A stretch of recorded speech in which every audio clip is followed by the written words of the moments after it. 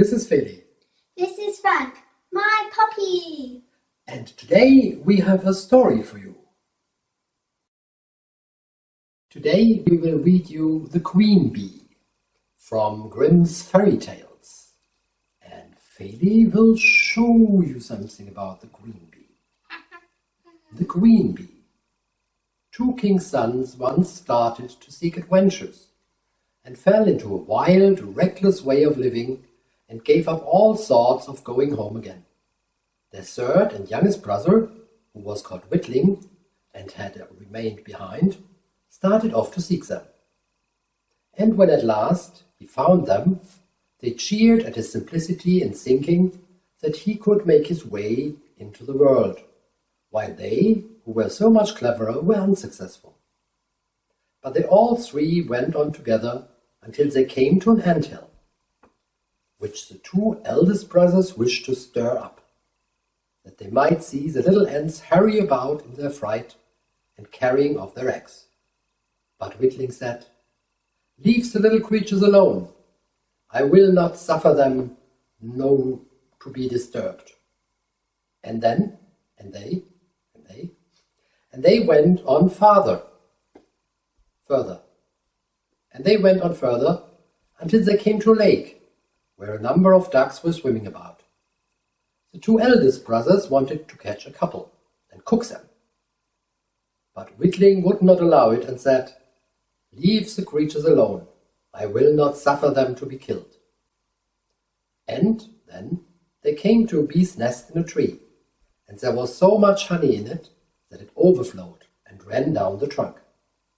The two eldest brothers then wanted to make a fire beneath the tree, that the bees might be stifled by the smoke, and then the brothers could get the honey.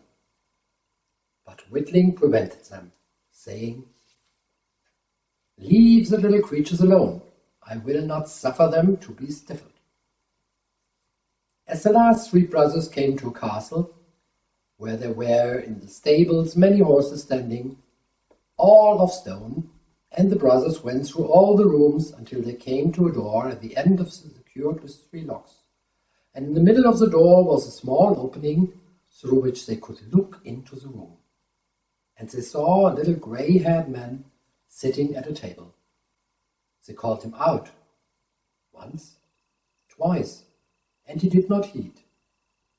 I did not hear. But at the third time he got up, undid his locks, and came out.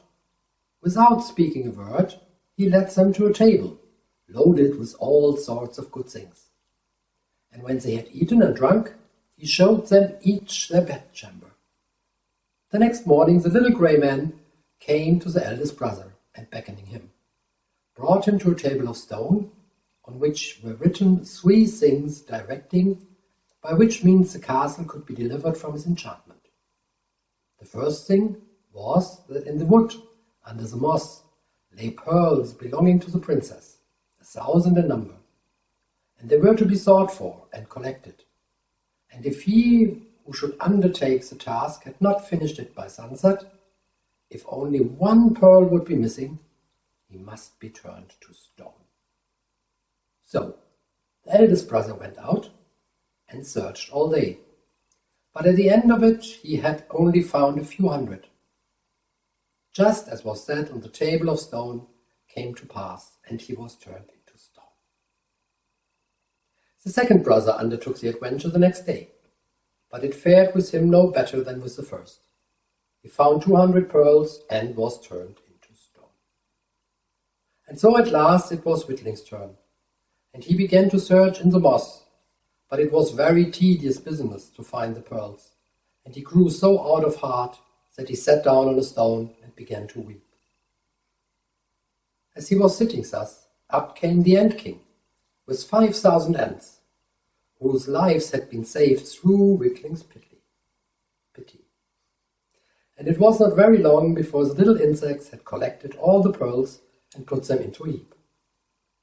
Now the second thing ordered by the table of stone was to get the key of the princess' sleeping chamber out of the lake.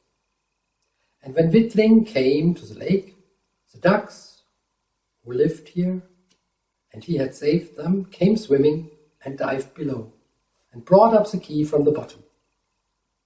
The third thing that had to be done was the most difficult, and that was to choose out the youngest and loveliest of the three princesses, as they lay sleeping.